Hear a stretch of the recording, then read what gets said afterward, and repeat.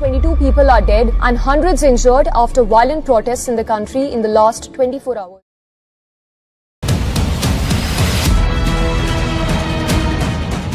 India की बिकी हुई मीडिया जब वहां पर गई तो उनके ऊपर हमला बोल दिया गया कि ये भी सरकार से मिले हुए हैं। और इस तरीके से नेपाल में जो भी चल रहा है ये इंडिया के लिए बहुत बड़ा खतरा बन चुका है। देखिए, कहानी की शुरुआत जुलाई 2024 में होती है जब बांग्लादेश में लोग प्रोटेस्ट करने लग जाते हैं। यहाँ पे लोग सड़क पर इसलिए उतर आए थे क्योंकि गवर्नमेंट ने मोबाइल इंटरनेट बंद कर दिया था। और इंटरनेट इसीलिए बंद किया गया था क्योंकि इंटरनेट में फैलाया जा रहा था कि शेख हसीना जो कि पीएम है बांग्लादेश की, वो डिक्टेटर हैं। यहाँ पे हर जगह कोटा की बात की जा रही थी, यहाँ पे नेपोटिज्म की बात की जा रही थी, करप्शन की बात की जा रही थी। फाइनली गवर्नमेंट जब इससे बहुत ज्यादा परेशान हो गई तो इन्होंने मोबाइल इंटरनेट ही बंद कर दिया। और जैसे इन्होंने मोबाइल इंटरनेट बंद किया, पूरा देश रोड पे आ गया। इसके बाद क्या हुआ, बांग्लादेश सरकार इसके बाद गिर जाती है और बांग्लादेश में सरकार ही खत्म हो गई पूरी।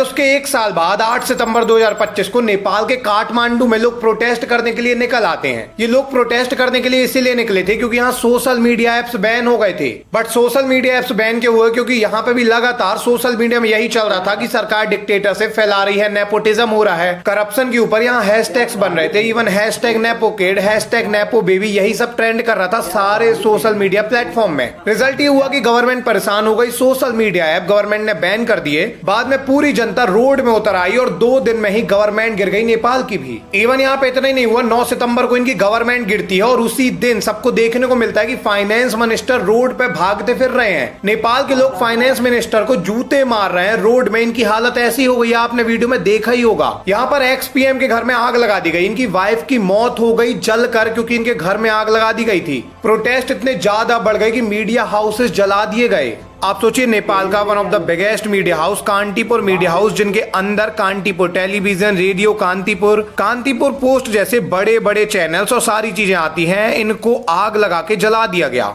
लोगों ने बोला ये कांतीपुर वाले जो हैं ये पूरे के पूरे गवर्नमेंट से मिले हैं, ये गवर्नमेंट की तारीफ करते हैं लगातार। अब ये जो चीज है ये कॉमन नहीं है, 2 दिन के प्रोटेस्ट में यहाँ गवर्नमेंट ही गिर गई। बट यहाँ पे एक चीज कॉमन है, बांग्लादेश और नेपाल ये दोनों देश चाइना के काफी ज्यादा क्लोज जा रहे थे और अमेरिका से दूर हो रहे थे। देखिए, बांग्लादेश के अंदर जुलाई 2024 को जब शेख हसीना की गवर्नमेंट गिरती है, इससे पहले शेख हसीना चाइना के काफी ज्यादा क्लोज आ चुकी थी। चाइना बांग्लादेश में मेजर इन्वेस्टर बन चुका था, साथ में मिलिट्री वगैरह भी सप्लाई कर रहे थे बांग्लादेश के अंदर। चाइना और बांग्लादेश के बीच में BRI मतलब कि बेल्ट एंड रोड इनिशिएटिव भी साइन किया गया था, जिसके अंदर वो बांग्लादेश के इंफ्रास्ट्रक्चर में काम करने वाले थे। ये सब वहां हो रहा था। इसके बाद लोगों ने वहां करप्शन के, डिक्टेटरशिप के, कोटा वाले मुद्दे उठाए। एट द एंड गवर्नमेंट को इंटरनेट बंद करना पड़ा और लोगों का प्रोटेस्ट और ज्यादा बढ़ गया और इसके बाद गवर्नमेंट ही वहां की गिर गई। अभी आप देखोगे तो नेपाल में भी सेम पैटर्न रिपीट हुआ है। नेपाल की गवर्नमेंट ने सारे जितने भी सोशल मीडिया एप्स थे इनको 7 दिन के अंदर अपने इधर रजिस्टर करने के लिए बोला था। अब कोई भी ऐप 7 दिन के अंदर ऐसे कोई नई कंट्री में रजिस्टर नहीं कर सकता, वहां ऑफिस नहीं बना सकता।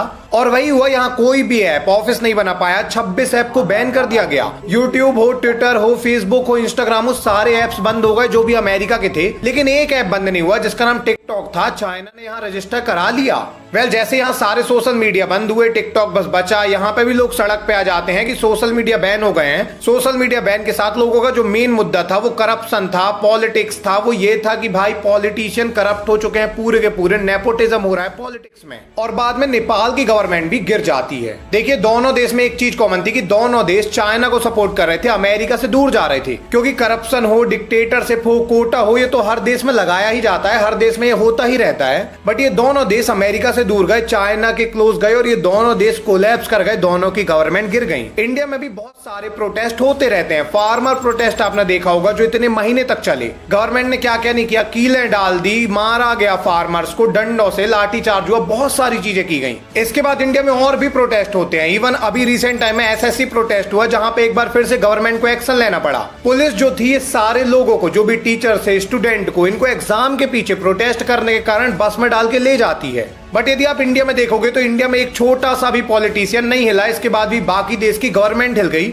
बट अभी इंडिया में भी दिक्कतें बढ़ने वाली है, क्योंकि इंडिया अभी अमेरिका से दूर जा रहा है और चाइना के क्लोज होता जा रहा है, रसिया के भी क्लोज होते जा रहे हैं। तीनों देश में सारी चीजें कॉमन थी, बस ये दो देश जो बांग्लादेश नेपाल थे चाइना के क्लोज थे और इंडिया नहीं था, लेकिन इंडिया अभी चाइना के क्लोज जा रहा है। बीजेपी वाले अब एक्चुअली में खतरे में आ सकते हैं, क्योंकि इंडिया में करप्शन, डिक्टेटरशिप, कोटा और नेपोटिज्म के मुद्दे तो वैसे भी पीक में हैं। और आपको पता होगा कि नेपाल की गवर्नमेंट गिरने का एक सबसे बड़ा मुद्दा नेपोटिज्म था। आज से 7 दिन पहले नेपाल के अंदर हैशटैग्स चल रहे थे जो ट्रेंड में थे सारे सोशल मीडिया के अंदर। ये हैशटैग में नंबर 1 में था हैशटैग नेपोकिड और हैशटैग नेपोबेबी। ये हैशटैग ट्रेंड होने का सबसे बड़ा कारण था कि नेपाल के अंदर अनएम्प्लॉयमेंट बिल्कुल पीक में है, लोगों की नौकरी नहीं लग रही, इसलिए नेपाल के जो लोग हैं रसिया में मिलिट्री ज्वाइन कर रहे हैं, अपनी जान को दांव में लगा रहे हैं, क्योंकि इनको पैसे ही नहीं मिल रहे नेपाल के अंदर। बट वही नेपाल में जो बड़े बड़े पॉलिटिशियंस हैं, इनके लड़के महंगी महंगी कार खरीद रहे हैं, इनके बच्चे जो है महंगे महंगे घर खरीद रहे हैं, महंगी महंगी चीजें खरीद रहे हैं। यही चीज ये सोशल मीडिया में लगातार डाल रहे थे, इसलिए लोगों ने ट्रेंड करा दिया हैशटैग नेपोकिड, हैशटैग नेपोबेबी। इसके बाद गवर्नमेंट ने सोशल मीडिया बैन किया और गवर्नमेंट गिर गई। अब यदि आप इंडिया में देखोगे तो इंडिया में इंदिरा गांधी के टाइम भी डिक्टेटरशिप चल रही थी, उस समय भी इंडिया में आप देखोगे तो करप्शन पीक में था। बट अभी इंडिया में अनएम्प्लॉयमेंट भी पीक में जा चुका है और यहाँ पे नेपोटिज्म भी पीक में जा चुका है। एक तरफ जहां इंडिया में लोगों की जॉब नहीं चल रही है, जॉब में क्राइसिस आ गए हैं, एसएससी प्रोटेस्ट को रोका जा रहा है, एग्जाम में इतना बड़ा फेलियर देखा गया है, वहीं दूसरी ओर पॉलिटिशियंस के बच्चों को इतना सपोर्ट किया जा रहा है कि अभी E20 पेट्रोल लाया गया है। पेट्रोल में 20% एथेनॉल मिलाया जा रहा है और ये इसलिए हो रहा है क्योंकि नितिन गडकरी के बेटों की फैक्ट्री है जहां से एथेनॉल निकलता है बहुत ज्यादा। इसका मतलब नेपोटिज्म इंडिया में भी पीक में जा चुका है और करप्शन भी पीक में है। तो इंडियन गवर्नमेंट खतरे में तो है, बीजेपी की पूरी गवर्नमेंट अभी खतरे में आ गई है नेपाल में इस इंसिडेंट्स के बाद, और इसलिए लोगों का कहना है कि नेक्स्ट बारी अब इंडिया की है। हालांकि सारी चीजें आप कुछ भी ले ले, चाहे वो करप्शन हो, चाहे वो कोटा हो, नेपोटिज्म हो, कुछ भी हो, अनएम्प्लॉयमेंट क्यों ना हो, ये सारी चीजें सिर्फ प्रोटेस्ट करा सकती हैं, ये सारी चीजें गवर्नमेंट कभी भी नहीं गिरा सकती। असली में जो बांग्लादेश और नेपाल के अंदर गवर्नमेंट गिराने का रोल था वो डीप स्टेट ने किया है, वो अमेरिका ने किया, और वही चीज वो इंडिया के साथ भी करना चाहते हैं। अगर आप बोलेंगे तो मैं एक वीडियो जरूर बनाऊंगा जिसमें मैं एक्सप्लेन करूंगा कि कैसे अमेरिका ने डीप स्टेट का यूज करके नेपाल के अंदर, बांग्लादेश के अंदर गवर्नमेंट गिराई है, कैसे इन्होंने इन देशों को फंड किया है, क्योंकि ये दोनों देश में सारी चीजें पीक में थी और ये चाइना से जाके मिल गए थे। सेम चीज इंडिया कर रहा है, वो चाइना से मिल रहा है, और अमेरिका भी इंडिया की गवर्नमेंट गिराने के लिए काफी सारी चीजें करने वाला है। वैसे आपको क्या लगता है, नेपाल जैसा इंडिया में भी ऐसा कुछ हो सकता है क्या? वैसे इंडिया इतना बड़ा देश है, इतनी बड़ी डेमोक्रेटिक कंट्री है कि ऐसा कुछ होना तो नहीं चाहिए, बट अमेरिका यदि यहाँ पे इन्वॉल्व होता है और आता है इन दोनों देश जैसे कुछ फंड वगैरह करता है बैक से, तो दिक्कत बढ़ सकती है। कमेंट सेक्शन में अपने व्यू बताइए। मिलेंगे किसी अगली वीडियो में, जब तक ये दोनों वीडियो देख लीजिएगा। धन्यवाद।